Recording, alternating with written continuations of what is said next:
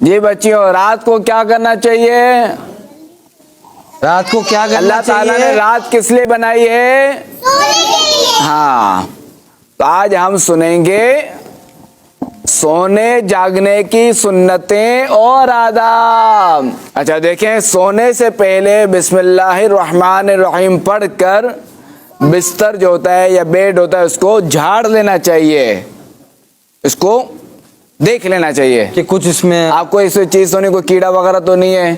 سونے سے پہلے یہ دعا پڑھنی چاہیے۔ کون سی دعا؟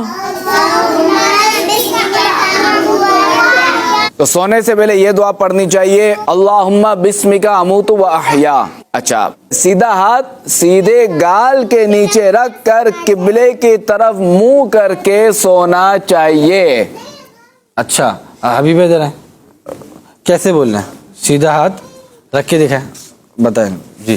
سیدھا ہاتھ سیدھے گال کے نیچے، یہ سیدھا، یہ آپ کا سیدھا ہاتھ ہوا، یہ سیدھا گال ہوا، اور یوں سو جائیں، آنکھیں بند کریں، چلے قبلے کی طرف منہ کرنا کی ہے۔ طرف منہ کر کے، قبلہ کس طرف ہے؟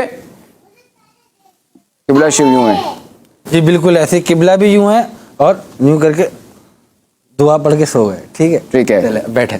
الٹا سونا اللہ تعالیٰ کو پسند نہیں ہے، کیسا سونا لہذا اللہ ہمیں پاک کو پسند؟ الٹا نہیں سونا چاہیے، یعنی چہرہ نیچے ہو، پیٹ بھی زمین پہ ہو، بیڈ پہ ہو، اس طرح نہیں سونا چاہیے۔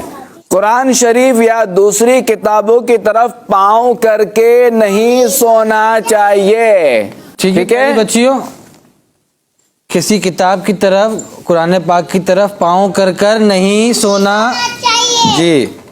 اسی طرح قبلے شریف کی طرف بھی پاؤں کر کے نہیں سونا چاہیے۔ اچھا چلیں، اب سو تو لیا، ٹھیک ہے؟ اب جب اٹھ جائے نا تو جاگنے کے بعد، اٹھنے کے بعد یہ دعا پڑھ لیجئے، الحمدللہ الذی احیانا بعد ما اماتنا والیہ النشور۔ یہ کس کو یاد ہے؟ آپ کو یاد ہے؟ چلو حبیبہ، حبیبہ آپ کو یاد ہے؟ آ جائیں۔